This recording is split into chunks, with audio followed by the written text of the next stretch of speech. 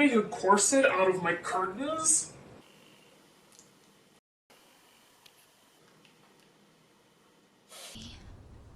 You made a dress out of my curtains? Well,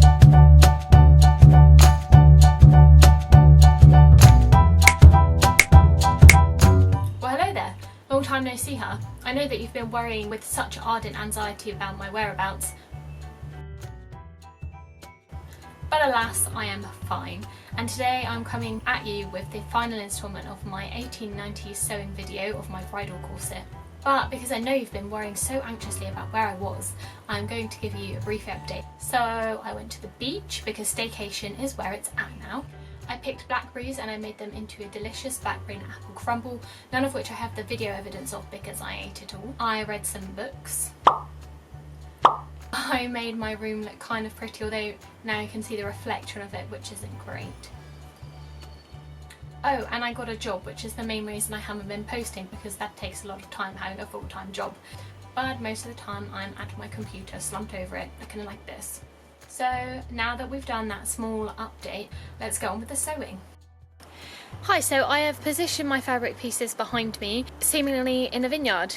Not in a vineyard, but kind of looks like that because there's grapes everywhere. But I just wanted to film it outside so that you could see in better lighting. They are curtain pieces, so I'm just going to show you them now. Wasn't joking about the grapes. So as you can see, they are curtains.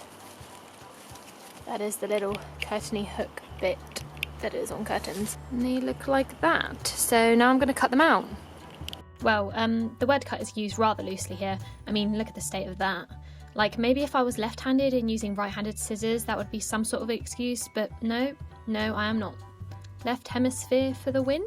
After divorcing the curtain lining from the main body of the curtain. Divorce, you say? Well, yes, rumour has it that the lining was cheating on the curtains anyway, so it's probably for the best. You need to iron your curtaining and trace round your pattern pieces onto it, leaving a 2.5cm seam allowance. Yes, this is a rather large seam allowance, but it's what it tells me to do in Stays and Corsets, and I once got a prize in primary school for being the best rule follower, so I don't want to disappoint my childhood self. After cutting out all of your pattern pieces and setting them to one side, you'll want to cut out your 40cm long by 4cm wide boning channels and begin sewing them in half with your pressing bar fitted inside. In the next clip, I was in the midst of sewing my 16 boning channels when I became rather distracted by what I have now concluded is a baby mosquito, or a vampire, I think. Yes, I am wearing a mask, and yes, I'm wearing the Cats, the musical t-shirt, and yes, there is a lot of fabric behind me. My mum has been sewing for years and has accumulated quite the collection. There is a bug, like, right on my hand. I think it's... oh my god. That bug just sucked my blood. Ew, I thought it was just like sitting there. That's so gross. Oh, I feel kind of sick.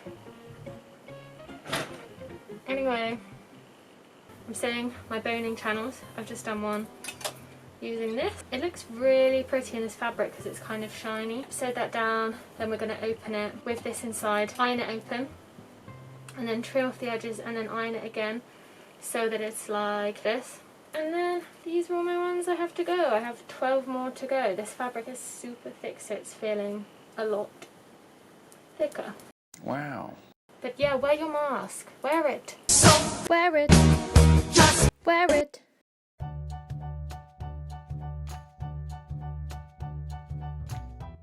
As I badly explained in the previous clip, after sewing down the boning channels you need to open up the seam and iron it like I am here.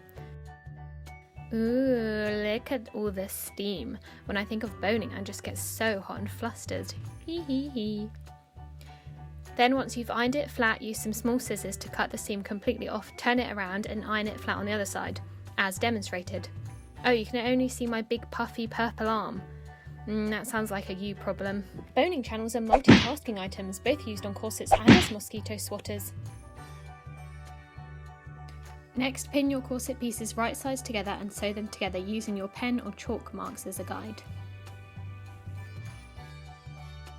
Okay, so once you have sewed all of your panel pieces together and ironed the seam allowances out, you need to add the pairs to the centre front and centre back. Iron the seam allowance open on the inside. Remember that this is the only piece that goes right sides together instead of wrong sides together. Iron it out and then flip it over and also iron it so that it's kind of, the seam's kind of tucked in the inside. I've got to very joyfully unpick all of that sort of basting stitch that I did in there. Hopefully you can see it. So then after you've done that, you need to trim down, snip, snip, snip, snip, the seam allowances which are sticking out on the front side of your corset, so that the boning channels can go on top of this. So if we look at the corset that I already did my mock-up, you can see that the boning channels are stitched on top of those seam allowances that were trimmed down. So I have one more left to trim, so I left it to show you guys, but I'm also going to insert a clip. You basically trim that down as close to sort of the seam as you can. So you do that. Then the next step is to add on your waist tape. I made some stupid comment in the last one about how your waist tape provides moral support. It provides support basically to the waist of the corset, because this is the area that the most tension is going to be on when you put in your ties at the back. You add a waist tape or a twill tape, which I've started doing on this one. So you basically just cut the twill tape to the length of your waist. Then you want to put the waist tape above the basting line that you've put in. Pin it in first and then baste it in. Once you've basted it, you turn the corset around, you sew your boning channels on, and then the waist tape is already secured. You don't secure it sort of separately. It stays basted until you've done the boning channels. Then you come back to it and unpick the basting lines that you did on the waist tape, if that makes sense. I really hope that makes sense, because I realised in my last video that I didn't actually explain any of that part. That's what I'm going to do now. Okay, just to show you, now that I've cut those edges off, those seam allowances I mean, that is what it looks like. And then I can begin pinning the waist tape down and then basting it in. So yeah, I'm quite pleased with it so far. Ta-da! Me pleading to the YouTube algorithm to promote my videos. So I literally spent hours doing everything in time for it. Everyone on OnlyFans? Yeah, but it's always nice to have more money, isn't it? So yeah, you've got to pin that waist tape in. Pin it till you win it, people. Now this takes inserting your pin to a whole new level. Yeah, I'm done now, I'm done. After pinning and basting on your waist tape, you will then begin sewing on the boning channels. First, measure the width of the channel and then divide that number in half. Then measure that halved measurement and mark it out to one side of your seam allowance. You'll want it to go to the side of the seam furthest away from the centre front of the corset. So for the right side of the corset piece, the marks will also be drawn to the right side of the seam, as this is furthest away from the centre. Then join the marks together to make a line next to each seam, which is your guide for sewing on the boning channels. Then, using these guides, sew the boning channels on. As you can see, I used an edge fitter here so that I could be really precise with the stitching. And I'm not going to lie, this is probably the trickiest bit of the whole operation. So, me and the sewing machine are in the caravan because I don't really have like a specific place where I sew at the moment because my room's too small. So, that's fine. So, I have done one side of the boning channels, which I have made way too long. I mean, look at those bad boys. They look like fringing, honestly. So now we're going to go on to the other side, and I'm just going to measure out again each of these. Right, on with it. If anyone doesn't like Reese's peanut butter cups, fight me. Like, they are so good. Like, how can you not like them? I mean, I love peanut butter. I have it in my porridge every single day. Porridge, banana, on my oats with turmeric. I know it sounds weird, pretty good, and cinnamon. But yeah, I love peanut butter. Also, I'm watching Bernadette Banner as I am doing this, and I've just seen her little guinea pig, and I feel like I need to show you guys my guinea pig. He's called Gus. He's very cute. Look at his little mouthy. Nom nom nom nom nom nom. Now we were at the stage of inserting the busk, but in order to save money I had to use the busk and corset bones from my mock-up corset in the new one, so I basically had to murder the mock-up version, and it was a very sad time for all. Long live the corset!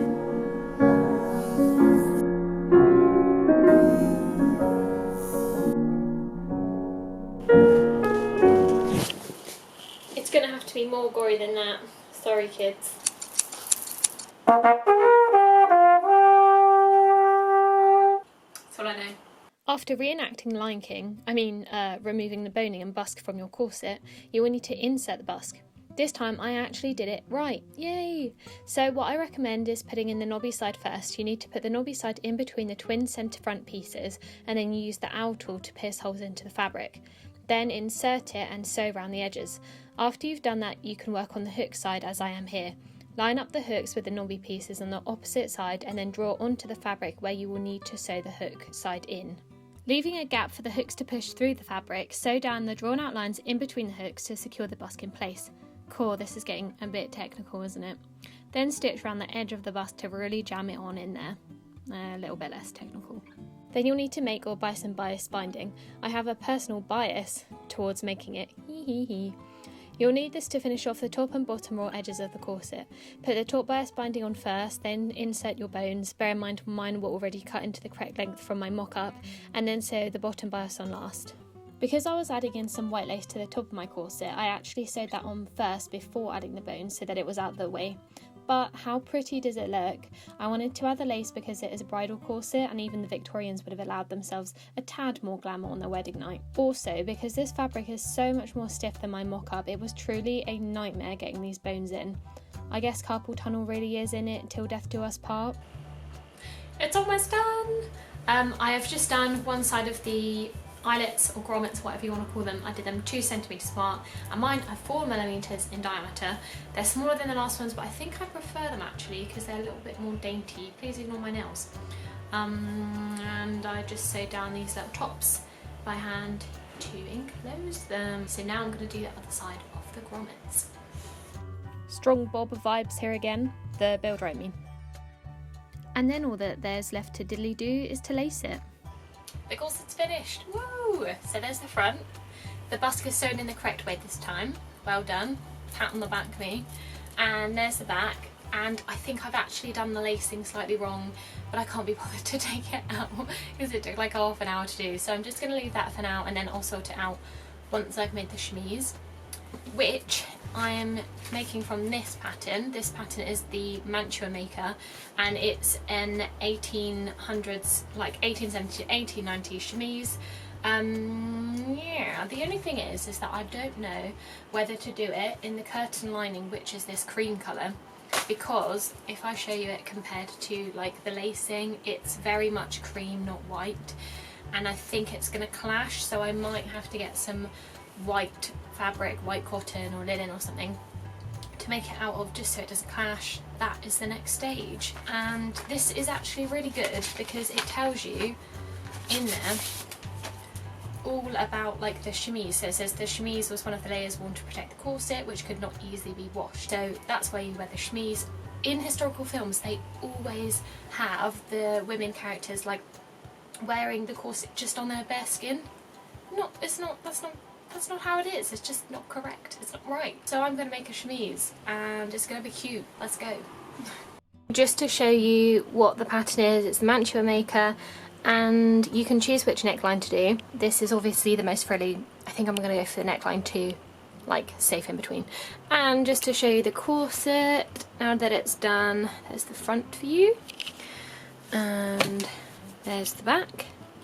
And I'm going to show you the inside. I'm just going to open it up. Here's the inside, and obviously because it's exposing channels, the inside is, oh my god, my nails. I'm going to redo them. The inside is very neat because it kind of is finished and turned out. And then you just sew those bits, and there's the waist tape. I'm really pleased with it. I'm very happy. And on the edges I just sewed that in. I think I showed you guys that. To make the chemise, I first had to trace and then cut out my pattern. I defo recommend always tracing the pattern out first in case you want to make it in a different size in the future. I decided to make mine in a super lightweight white cotton, as according to the pattern, white was the most popular colour used, with lacy trimmings becoming more popular and extreme in the 1890s, although not that extreme because of that Victorian mentality I mentioned earlier. I then sewed together my side and shoulder seams using the French oulala seaming method. To do this, you lay the fabric wrong sides together, sew down a very small seam allowance, and then trim this off further and iron it again right sides together. Then sew over that with another very small seam allowance, flip it out again, and voila, you have the seam française. The reason for using this method is that it's super easy and neat, and you cannot see any bulk from the seam at all. Nice. Next I added in these super cute gathers to the front by sewing 2 parallel stitching lines and pulling up the loose threads until they gathered. Then once I was happy with the amount of gathering, I sewed with a smaller stitch down the centre of those 2 parallel lines to keep them in place. I then spent a heinously long time sewing bias binding onto all of the raw edges. But how long, you ask? And to that I say, how long is a piece of bias tape? It did look pretty paying in the end though, so I'm quite happy with it. Then real quick I did a double rolled hem and got onto the exciting part of sewing on the lace. This lace matched my corset lace, and thank the lordy I just about had enough of it to go around the neck, band, arms and then hem. Ta-da! Here is the final chemise, as shown beautifully hung up on my fridge, and it does need a bit of ironing, but you know, you get the idea, you get the idea.